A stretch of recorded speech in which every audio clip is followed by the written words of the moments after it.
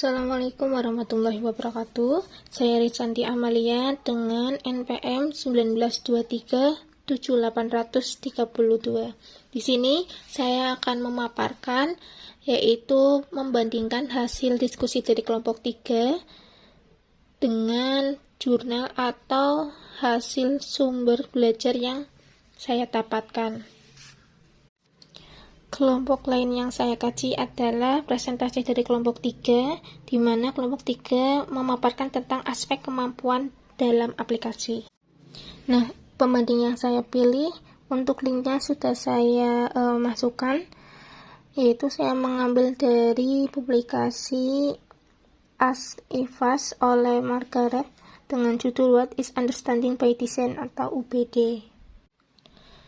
Menurut kelompok 3 dengan publikasi yang saya baca, yaitu dalam definisi pengertian dari aplikasi itu sama, yaitu aspek yang melibatkan penggunaan pengetahuan dalam situasi yang beragam atau baru dalam konteks yang nyata. Sama halnya dengan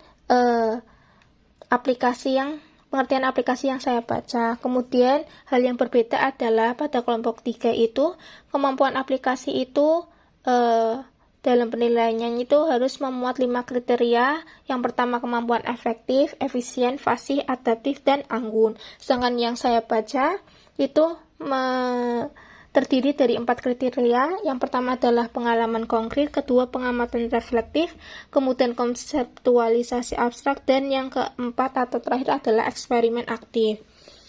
Menurut kelompok 3, yang pertama efektif itu adalah suatu ukuran untuk menyatakan seberapa jauh target yang telah dicapai. Kemudian efisien adalah suatu cara untuk bentuk usaha dalam menjalankan sesuatu. Fasih di sini diartikan sebagai tingkat kelancaran. Kemudian adaptif merujuk pada kemampuan seseorang untuk beradaptasi dengan mudah dalam berbagai situasi. Dan yang terakhir, anggun adalah apik, di mana dalam pembawanya itu berwibawa dan dalam bertingkah laku, di mana setiap peserta didik memiliki karakter yang berbeda-beda. Sedangkan hasil publikasi yang saya baca yaitu terdiri dari 4 kriteria. Yang pertama pengalaman konkret, di mana pembelajar itu menemukan pengalaman baru atau sesuatu yang mirip dengan apa yang telah mereka alami sebelumnya. Kemudian ada pengamatan reflektif, di mana pembelajar merefleksikan pengalaman dan pemahaman konsep-konsep yang penting. Kemudian konseptualisasi abstrak, pembelajar menggunakan refleksi untuk membuat konsep ide-ide baru. Dan yang terakhir adalah eksperimen aktif, di mana pelajar menerapkan ide baru ke dunia sekitar mereka untuk melihat hasilnya. Di sini saya menyimpulkan bahwa berdasarkan pemaparan kelompok 3 dan pembandingnya, itu terdapat perbedaan konsep aplikasinya, di mana dalam pemahaman dan penilaian UBD, kelompok 3 memaparkan aplikasi menjadi 5 poin, dan menurut yang saya baca, yaitu menurut KOP 1984, membaginya menjadi 4 poin.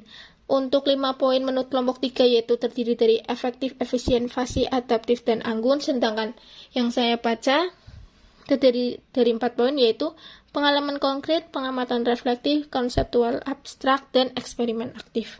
Akan tetapi, keduanya memiliki konsep yang sama dalam mendefinisikannya. Adapun referensi yang saya gunakan yaitu menurut Cope dan Margaret. Sekian pemaparan dari saya. Terima kasih. Wassalamualaikum warahmatullahi wabarakatuh.